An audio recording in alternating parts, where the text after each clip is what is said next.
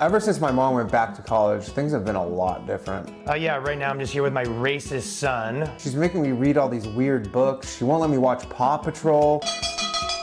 Going back to college opened my eyes to the fact that my son is the problem and contributing to a system of oppression with his every movement. Why is there blood all over the couch? Oh, I'm sorry. Is there something you'd like to tell me about my body? Here's a picture of my mom before she started the college course. I'm depressed. Why don't you maybe just go to the gym? There's nothing wrong with being out of shape, Marcus. I don't know, just do whatever you want. I'm upping therapy to 8 times a week. I've tried everything. I've been putting estrogen in his oatmeal, but his levels of toxicity are still through the roof. What are you doing? Something wrong with a woman eating pudding, Marcus? Shouldn't you be at school? It's no white people week, so I'm working from home. Is that taking up too much space for you? Wow, what a stunning and brave mother. And I have to say, what a spoiled little privileged white kid. Welcome back, beautiful and amazing human beings. This is Okradowski of WeAreChange.org. That was yet another amazing skit by Ryan Long. Definitely check him out on Twitter and also YouTube. He's definitely worth a follow. And I don't know about you, but things have been just a little bit crazy as of late, as of course we just had the Great Reset trending on Twitter, which of course we're going to be talking about in this video, as well as all the very important updates that are happening all around this world regarding the Conholio sickness. And you might be asking yourself, why are we calling it the Conholio sickness? Why can't we call it what it actually is? Well, we could thank the wonderful and amazingly very talented moderators at YouTube that only allow the mainstream media to discuss such important issues. Everyone else, it's like, don't say the magic C word. It's not the one that you're thinking about, you dirty-minded person. So we're going to be calling it the Conholio sickness. And as the mainstream media literally dribbles on about absurdity, like this latest hit from the BBC that talks about how working from home could make you more prejudiced, or their latest celebrations about defeating Donald Trump, but also now supporting more lockdowns that are happening all throughout the world. And before we get into all of that and all the latest news and all the latest developments breaking it all down, I wanted to remind people that a constant flow of divisive information, of fear-mongering, keeps you away from being your best self, and more often than not, it is best to question the official narratives, especially about current issues in 2020, especially if you understand history and that many of the world's greatest disasters, greatest atrocities have been committed by the, quote, experts. You know, it's not always good to be a part of the status quo. It's not always good to do what you're told. It's good to question things, and that's exactly what we do here on this independent media organization.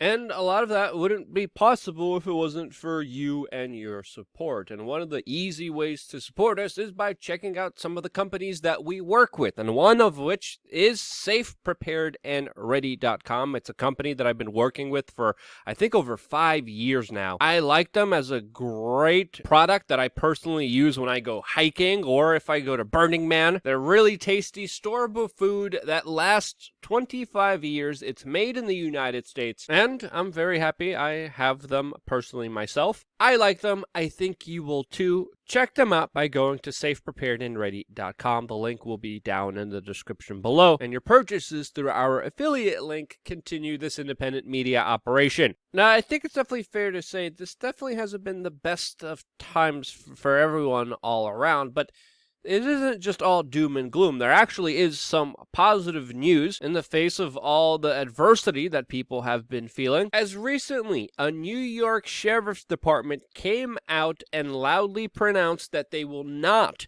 be enforcing the New York governor's decree with specific restrictions on Thanksgiving. Yes, police officers are standing up to the New York governor and are saying that they won't support some of his absurd executive orders that he is trying to push through. This is specifically the Fulton County Sheriff's Department, who said, quote, "We have limited resources and we have to set priorities. So obtaining a search warrant to enter your home to see how many turkey or tofu's eaters are present is not a priority. We won't be doing that. The only way to enter your residence is if we have a warrant.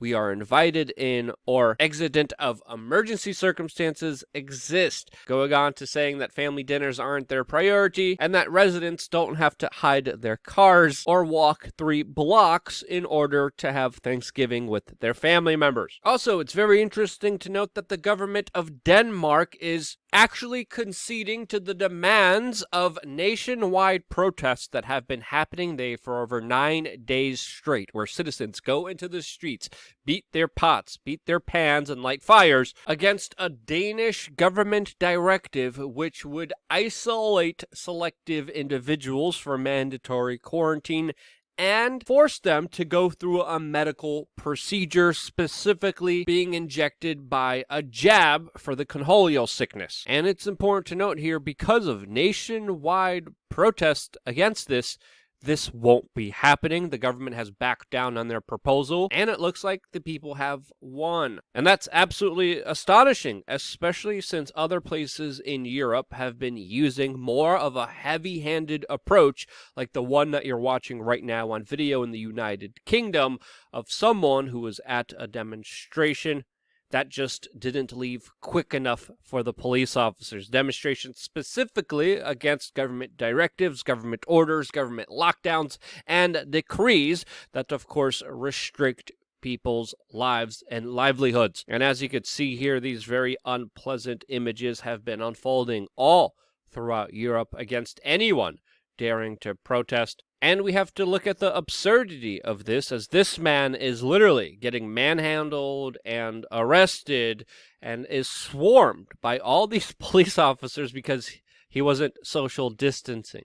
And because he wasn't social distancing, this is the approach that all these officers decided to take with him. Again, average citizens, these are not criminals, but they're turned into them by an ever controlling government that is seeking more power over its citizenry. And with everything that's unfolding, even places like Sweden, a country that of course refused a lockdown, refused a national mask mandate, is now issuing some restrictions on its citizenry. Specifically, recently, the government of Sweden banned public events with 8 or more people, as allegedly conholio sickness cases there soar. But also, it's important to understand here, a lot of media organizations and government officials and, quote, experts love to talk about the record high number of cases and them soaring, but not many people bring up the death tolls, which have been surprisingly going down with these absolutely, quote, record numbers. And if you look at Sweden and you look at their number of deaths, especially in 2020, it is relatively low compared to the last 10 years, where of course the conholio sickness did not exist. Now, as all of this craziness is unfolding, we are also getting news that the big pharma giant Moderna just released information showing that their conholio sickness jab is now, quote, 94% effective. And I have to say, it's very interesting to see these kind of announcements, since before the election, there was no jab. Right after the election, we went to a 90% effective jab. Now, a 94 one just days after the election. And I do have to wonder if politics is involved in all of this. And now, as the nation will debate whether it will be mandatory or not mandatory here in the United States, whether people could even work or travel without it, we also have another announcement from Dr. Fauci, who is saying that masks and social distancing will still be necessary even after the jab, which leaves a lot of people asking perplexingly, why? And again, as I've been saying from the beginning of this, skepticism is your best friend in 2020. Dr. Fauci was also the individual who was telling you not to wear a mask earlier this year. Now he's telling you you must wear a mask even after the jab comes. And we have to understand this is all happening on the backdrop of many individuals obviously not trusting the government. And again, when we have cases like the Jeffrey Epstein case, how can you trust individuals and organizations that allow the abuse of children for over 30 years? Again, there's been a lot of duplicitous statements, a lot of things that have turned out not to be true, many contradictions, and as all of this is happening, there are a large number of establishment figures coming out and saying, in this period in time, you should trust us even more, because this is a great opportunity for a, quote, great reset, which has been a major topic of discussion, especially by a Mr. Klaus Schwab, a member of the Bilderberg Group, and also founder and executive chairman of the World Economic Forum, who's coming out and pretty much saying, with everything happening right now, this is the perfect opportunity to revision our social and economic landscape and to, quote, re-envision them into a more prosperous, glorious, and beneficial way for everyone. Now, that's what he's saying, and when you look at some of these kind of words that he's using, they usually are very kind of generalized. A lot of slogans and jargons about things being awesome and great and re-envisioned, and there's going to be lots of prosperity, but who, what, why, and where is not really described. But this slogan, these kind of set of basic loose ideas, have been also widely talked about by the Bill and Melinda Gates Foundation, the IMF, the United Nations, the World Bank, the World Economic Forum, and many other multinational corporations that are talking about the potential of a great reset. The World Economic Forum has even expounded on these kind of ideas by releasing an article about their vision of the future, which is titled, "Welcome to 2030, I own nothing, have no privacy, and life has never been better." Schwab and the World Economic Forum also just recently came out and talked about their ideas about a physical, digital, and biological ID tracking system, which I think, in my own personal opinion, would make tyrannical governments blush at this absolute idea of transhumanism and corporate globalism pioneered by neoliberal ideas that have historically either extorted or robbed people of their livelihoods. And when you look at their ideas of, quote, not owning anything, not having any privacy, this is literally just describing slavery with just extra steps, engineered with some PR slogan terms in order to manufacture your consent, which some idiots will cheer for because they are struggling because of the policies enacted by some of the individuals that they want to give more power to. Even recently, Canadian Prime Minister Justin Trudeau came out in a public address and talked about this entire Cornholio sickness being an opportunity for the reset. Here he is in his own words. Building back better means getting support to the most vulnerable while maintaining our momentum on reaching the 2030 Agenda for Sustainable Development and the SDGs. Canada is here to listen and to help. This pandemic has provided an opportunity for a reset.